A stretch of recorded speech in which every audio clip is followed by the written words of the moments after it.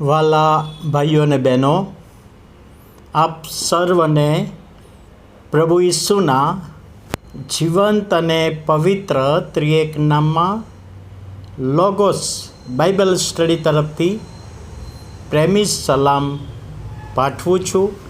અને આજે 2025ના વર્ષનો 182મો દિવસ 1 જુલાઈ 2025 અને મંગળવારનો નવો દિવસ.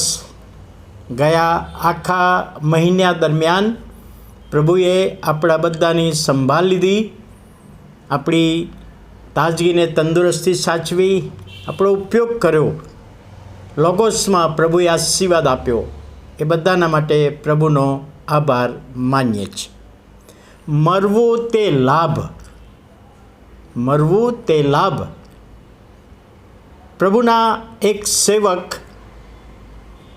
વિમાનમાં મુસાફરી કરી રહ્યા હતા અને 14 કલાકની લાંબી મુસાફરી હતી અને ઘણા બધા ભાઈ બહેનો મુસાફરી કરતા હતા. 7 કલાકની મુસાફરી થઈ. લાંબા સમુદ્ર પરથી વિમાન પસાર થઈ રહ્યું હતું ત્યારે પાયલોટે એક જાહેરાત કરી કે કોઈ પણ વ્યક્તિ વિમાનમાં ફરશો નહીં, પોતાની જગ્યા ઉપર બેસી જાઓ અને બેલ્ટ બાંધી લો. અને બધાએ પોતપોતાનો બેલ્ટ બાંધી લીધો. આ સેવકની લાઈનમાં 4 વ્યક્તિઓ બેઠા હતા અને સેવકે પણ પટ્ટો બાંધી દીધો. તેમણે એર હોસ્ટેસને બોલાવ્યા અને પૂછ્યું કે કારણ શું છે, શા માટે પટ્ટો બાંધવાનું કહ્યું છે. અને ત્યારે એર હોસ્ટેસે કહ્યું કે વિમાનમાં એક ચિઠ્ઠી મળી છે અને તેમાં લખવામાં આવ્યું છે કે આ વિમાનમાં એક બોમ્બ મૂકેલો છે અને થોડા જ સમયમાં એ બોમ્બ ફૂટશે. તો બોમ્બ ફૂટે એ પહેલાં તપાસ કરવાની હતી. અને આ સમાચાર સાંભળીને વિમાનમાં બેઠેલા બધા જ પેસેન્જરો ડરી ગયા, બૂમાબૂમ કરવા લાગ્યા. કેટલાકે કહ્યું કે આપણે પ્રાર્થના કરીએ.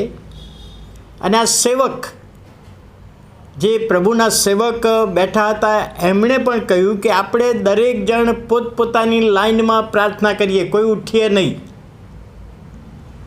અને પોતાની લાઈનમાં પ્રાર્થના કરીએ. અને સેવકની લાઈનમાં 4 વ્યક્તિઓ હતા, એમાંનો એક 14 વર્ષનો છોકરો પણ હતો. એકે પોતે 14 વર્ષનો છોકરો અને બીજા 2 વ્યક્તિઓ. સેવકે કહ્યું કે આપણે પ્રાર્થના કરીએ. અને આ છોકરાએ કહ્યું કે સાહેબ, શેના માટેની પ્રાર્થના? તો કે છે આપણો બચાવ થાય, એ બોમ્બ છે એને નિષ્ફળ બનાવવામાં આવે અને વિમાનને અને પેસેન્જરને કોઈ તકલીફ ના પડે, એના માટે આપણે પ્રાર્થના કરીએ. ત્યારે આ 14 વર્ષનો છોકરો બોલ્યો કે સાહેબ, હું તો એ દિવસની રાહ જોઉં છું. ભલે મારી ઉંમર 14 વર્ષની હોય, પણ હું રાહ જોઉં છું ક્યારે હું મરણ પામું અને મારા પ્રભુની પાસે જાઉં. ક્યારે હું મરણ પામું. અને સેવકે કહ્યું કે કેમ તું તારા મરણની રાહ જોઈ રહ્યો છું? અને ત્યારે એ વચન યાદ કરે છે જે પાઉલ પ્રેરિતે ફિલિપીઓની મંડળીને પત્ર લખ્યો, 1 અધ્યાય અને 21મી કલમ. કેમ કે મને જીવવું તે ખ્રિસ્ત અને મરવું તે લાભ છે. પાઉલ ફિલિપીઓની મંડળીને લખે છે કે મને જીવવું તે ખ્રિસ્ત, હું જીવું છું તો પ્રભુ ઈસુ ખ્રિસ્તમાં જીવીશ, પ્રભુ ઈસુ ખ્રિસ્તની સેવા કરીશ, પ્રભુ ઈસુ ખ્રિસ્તને માન મહિમાને ગૌરવ આપીશ, પ્રભુ ઈસુ ખ્રિસ્તના માટે સાક્ષી બનીશ અને એટલા માટે જીવવું છે.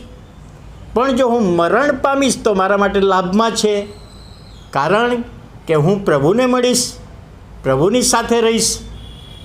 અને પાઉલ પ્રેરિતનો એ વિચાર આ 14 વર્ષના છોકરાએ પેલા સાહેબને, સેવકને જણાવ્યો કે હું પણ, કેમ કે મને જીવવું તે ખ્રિસ્ત અને મરવું તે લાભ છે.